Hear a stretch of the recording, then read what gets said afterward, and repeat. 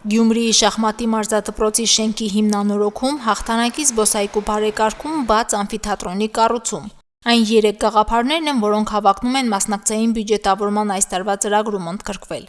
Պետության 80, համայնքի 20%-ի ֆինանսավորմանն արժանանալու համար գյումրեցիների ձայնը որոշիչ է։ Ըստ այդմ օնլայն քվեարկությունն է գնում, որի արդյունքներով հնարավորություն է տրված 3-ից 2 գաղափարներն ընտրել։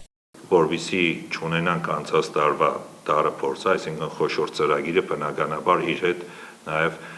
մեծ խնդիրներ կարող է առաջացնել, դրա համար որոշել ենք ծրագիրը գումարը բաժանել 2 մասի, 2 ծրագիր ներկայացնենք։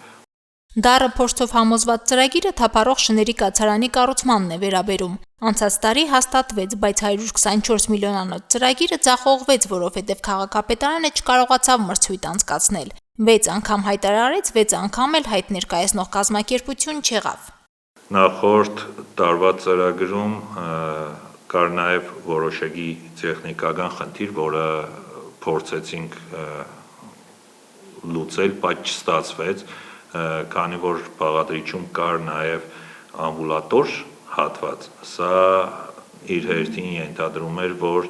ծրագրին մասնակցող շինարարը պիտի ունենա առաջի կարգի լիցենզիա, իսկ այս դեպքերում նմանատիպ խնդիր չկա։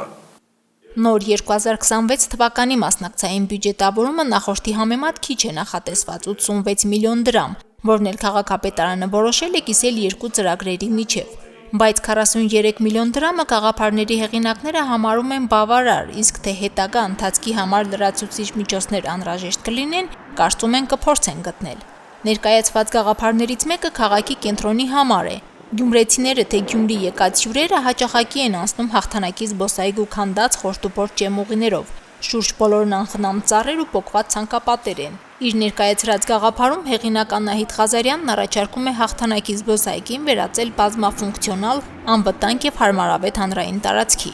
Մեր ամենակարևոր վայրերից մեկն է հաղթանակի զբոսայգին է ու ինքը այս պահին անտեսված ու լքված է։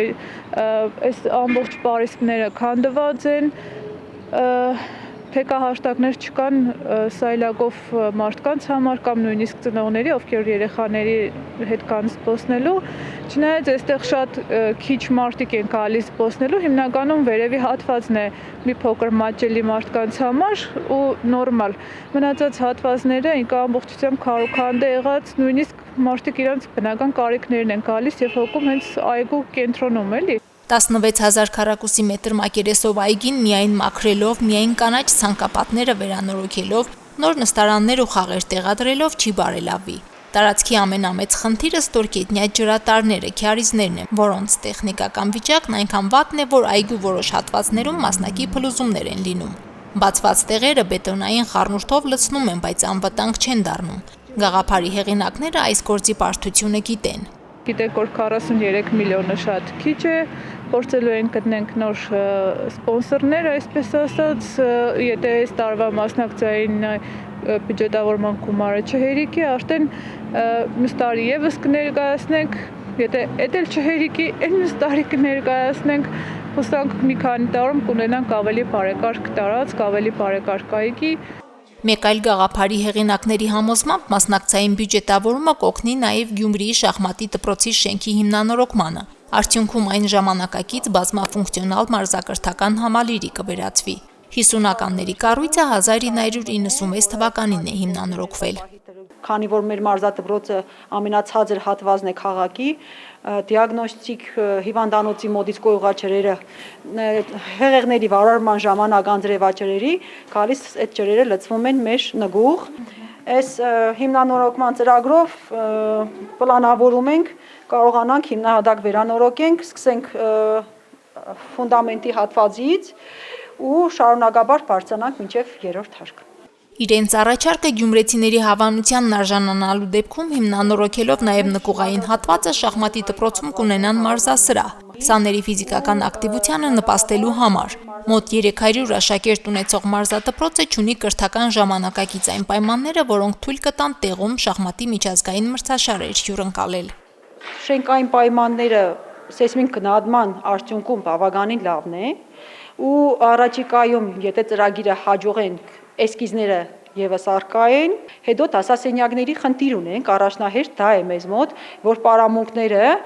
չեն կարողանում լիարժեք ժամանակ օգտագործենք նշված պարամունքները լիարժեք կատարելու համար։ Իսկ երրորդ գաղափարը, որը ներկայացվել է քաղաքապետարան 0-ից սկսելու ծրագիր է, բայց 43 միլիոն դրամի մեջ տեղավորվող։ Հեղինակներն առաջարկում են Գյումրիում կառուցել բացօթյա ամֆիթատրոն կանաչապատ միջավայրում, որը մշակութային, կրթական եւ համայնքային միջոցառումների, հանրային հանդիպումների համար լավ հարթակ են պատկերացնում։ Նաև սա կրթական ինքը իր մեջ ունի բովանդակություն ինչ առումով, որ որպես այդպեսին նախ բացօթյա է, այսինքն ցանկացած պահի, ցանկացած կազմակերպություն, ցանկացած հասարակության մեջ գտնվող յուրաքանչյուր մարդ անհատ դա լինի գրող կամ բարի խմբակի մասնակից կամ չգիտի, հնարավորություն ունենա անվճար պարզապես հենց այդպես որպես այդպեսին այդ տարածքը ծառայեցնի բուն նպատակին։ Զուտ սա էր հիմնական գաղափարը։ Գաղափարի հեղինակ Արան Նախշքարյանը ամֆիթատրոնի հարմար տարածքի ու չափերի տվյալներ նշեց, որ ամֆիթատրոնը լինելու է մոտ 300 տեղանոց եւ ընդգրկելու է մոտ 2 հեկտար տարածք, անի եւ մուշ թաղամասերի միջև, բնակելիներից հեռու։ Ինքը որպես այդպեսին մենակ չի ամփոփվում ամֆիթատրոն ունենալու, այսինքն այդ բետոնե կառույցի հետ մենակ չի, այսինքն ինքը կողքերը պետք ունենա բարեկարգված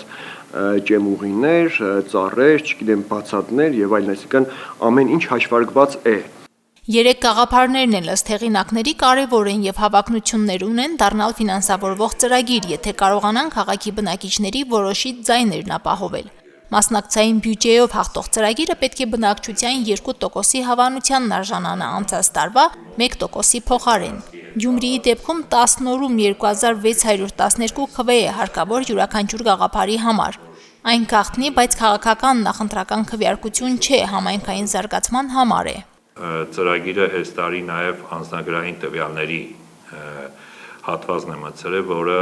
նախընտրական շրջանում մեր քաղաքացիների մոտ տարակուսանք է առաջացնում, այսինքն մտածում են անձնագրային տվյալները վաղը կարող են օգտագործվել այլ նպատակների եւ այլն, սա էլ իր հերթին հոգեբանական ինչ-որ պարտույտ է, բայց վստահեցնում եմ